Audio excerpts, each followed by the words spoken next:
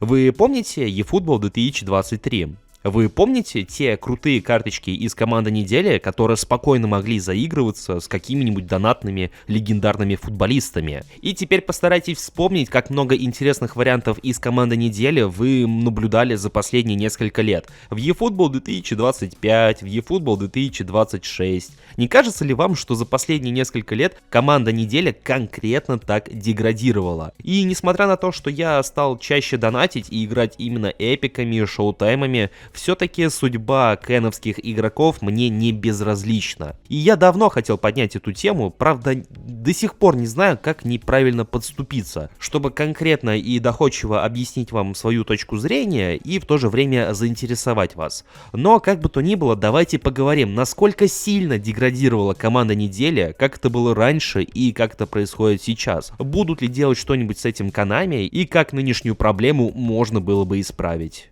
Глобальное апрельское обновление уже близко, а вместе с ним и крутые наборы в eFootball. Но что делать, если монет недостаточно, но в то же время ты не знаешь, где можно их приобрести или где можно пополнить стимовский аккаунт? Не стоит переживать, ведь есть донатов нет. Больше не нужно задумываться о пополнении по адекватным ценам, ведь именно здесь вы сможете пополнить свой Steam аккаунт или приобрести монеты для eFootball Mobile, точно так же, как и пополнить любую другую мобильную игру. Все собрано на одном сайте и с самыми лучшими ценами, и можете быть уверены, что сможете пополнить свой баланс быстро, выгодно и безопасно. Для каждого товара на сайте расписана подробная инструкция по активации, а поддержка всегда готова прийти на помощь с любой проблемой.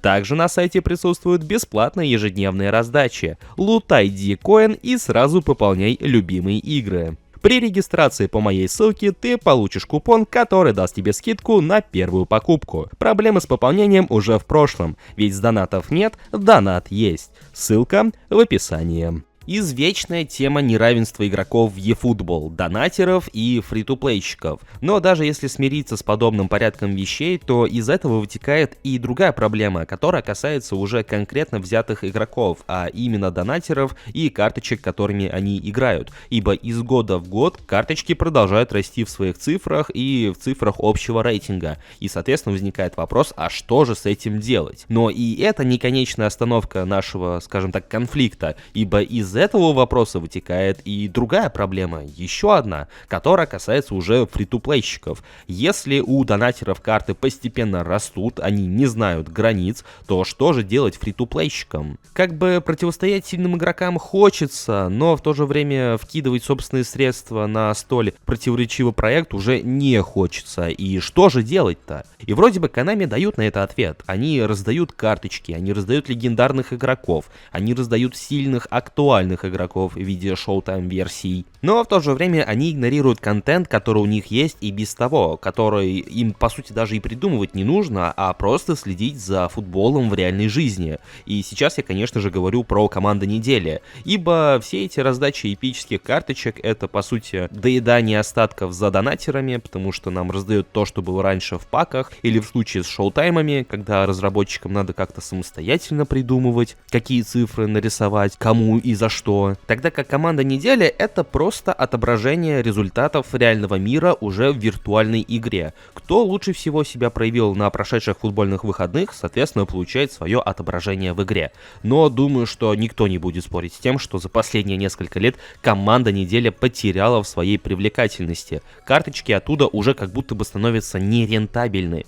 и уж тем более они не имеют никакого смысла в матчах против соперников посильнее. Ну, если, конечно, это рукастые игроки. И поэтому очевидно, что интерес к игрокам из команды недели постепенно падает. Но падает он не только поэтому, но еще и потому, что сами Konami перестали уделять толковое внимание этим пакам. То есть игроки-то появляются, Konami следят за результатами реальных матчей, отмечают лучших игроков, но в то же время стили, позиции, цифры, которыми награждают этих игроков, они никак не растут, они никак не меняются в сравнении с тем, что было год назад, полтора года назад, и, соответственно, интерес к этому вообще нулевой. Вот когда вы слышите про команду недели, вот первым делом какого футболиста из этого пака вы вспоминаете? Лично я вспоминаю футболистов из eFootball 2023, ну на крайний случай из eFootball 2024.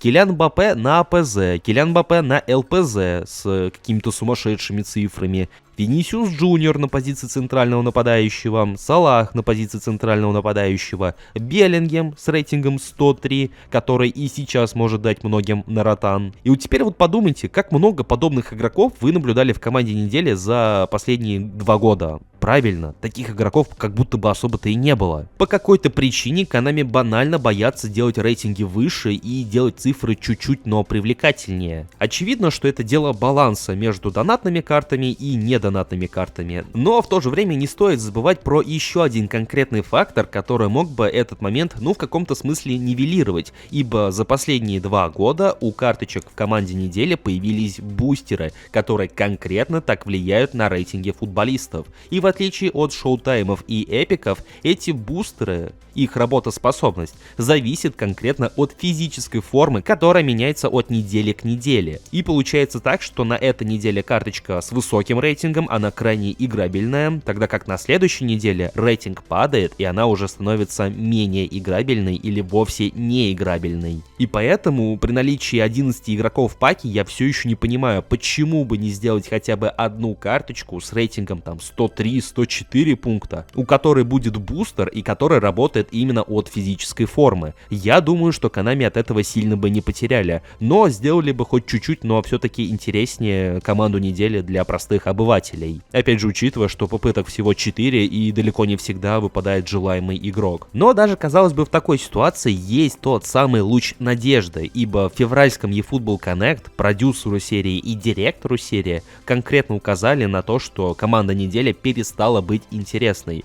на что они ответили, что они рассмотрят это предложение. А я более чем уверен, что вопросы, которые там звучали, темы, которые там поднимались, были согласованы с командой разработчиков, и, скорее всего, обсуждалось то, что мы в ближайшее время увидим в самой игре. А учитывая, что все это было поднято, все это было рассказано еще до глобального обновления 5.4.0, есть надежда, что с этим апрельским обновлением мы также увидим и обновление игроков, и в целом паков команды недели.